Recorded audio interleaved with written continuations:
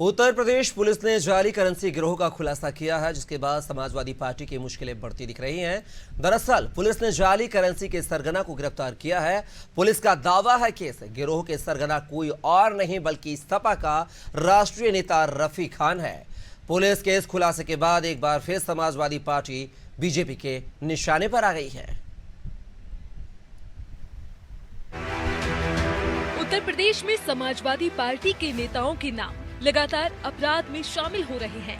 Kushinagar police के एक खुलासे के बाद एक बार फिर समाजवादी पार्टी की मुश्किलें बढ़ने लगी हैं। पुलिस ने सीमा पार नेपाल और भारत के बीच जाली नोटों की तस्करी के गोरख धंधे का खुलासा किया है।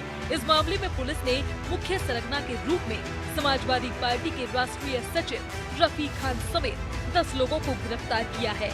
पुलिस ने नकली नोटों के जखीरे के साथ ही कई हथियार और कारतूस भी जब्त किए हैं।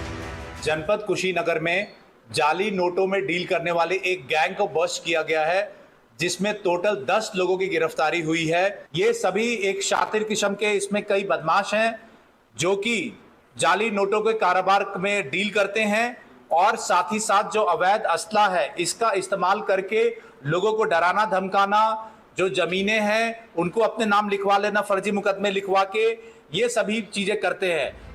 जाली नोटों के मामले में समाजवादी पार्टी का नाम आते ही यूपी की सियासत भी गर्मा गई है और अब समाजवादी पार्टी पर सवालिया निशान भी खड़े होने लगे हैं। हालांकि यह पहला मामला नहीं है, इसके पहले भी सपा के बड़े नेताओं के नाम अपराध में सामने आए हैं। इस मामले में सपा ने सफाई दी है। सपा नेता का कहना है कि गुजरात में बीजेपी के नेता के घर पर जाली नोटों का जखीरा बरामद हुआ था, लेकिन बीजेपी ने चुप्पी साध रखी थी। सपा का ये भी कहना है कि कानून अपने हिसाब से काम करे, तो वहीं बीजेपी ने इस मामले में सपा को आड़े हाथों लिया है। देखिए, समाजवादी पार्टी सरकार में है नहीं कि किसी को बचाएगी। कोई किसी से जुड़ा हो सकता है। न समाजवादी पार्टी अपराध या अपराधी में जाति या पार्टी खोजती है। उसने कभी इस तरह की राजनीति नहीं की। रही भारतीय जनता पार्टी पर, तो लगातार अपराधियों को किसी पार्टी से कनेक्ट करना, जाति खोजना, धर्म खोजना उनका सगल बन गया है। वो चूंकि हर मामले फेल है, इस तरह का रहता था। अब आखिर आप बताओ, गुजरात में तो भारतीय जनता पार्टी के नेता के यहाँ फैक्ट्री पकड़ी गई नकली नोट छापने की, तो आप इसको किस नज़र से देखते हैं? मुझे लगता है ये सवाल अखिलेश जी को आपको जरूर पूछना चाहिए कि आखिर समाजवादी पार्टी के उनके शागिर्द, उनके नेता, उनके जनप्रतिनिधि, उनके कार्यकर्ता वही सब क्यों हैं जो सबसे बड़ा अपराधी वो उतना बड़ा समाजवादी? ये सब साफ देखने को आ रहा है। जो जनता ने जो स्लोगन दिया, जो नारा दिया, जो जनता का परफेक्शन सपा के बारे में, वो धरातल पर सच साबित होता हुआ आपको दिखाई पड़ रहा है। समाजवादी पार्टी पर स्थापना के बाद से ही अपराधी और माफिया को संरक्षण देने का आरोप विभिन्न राजनीतिक दल लगाते रहे हैं, लेकिन इस बार जाली नोटों की तस्करी का मामला बड़ा है, क्योंकि सपा के राष्ट्रीय स्तर के पदाधिकारी अंतर्राष्ट्रीय गिरोह संचालित कर रहे थे, जो कि एक बेहद गंभीर मामला है।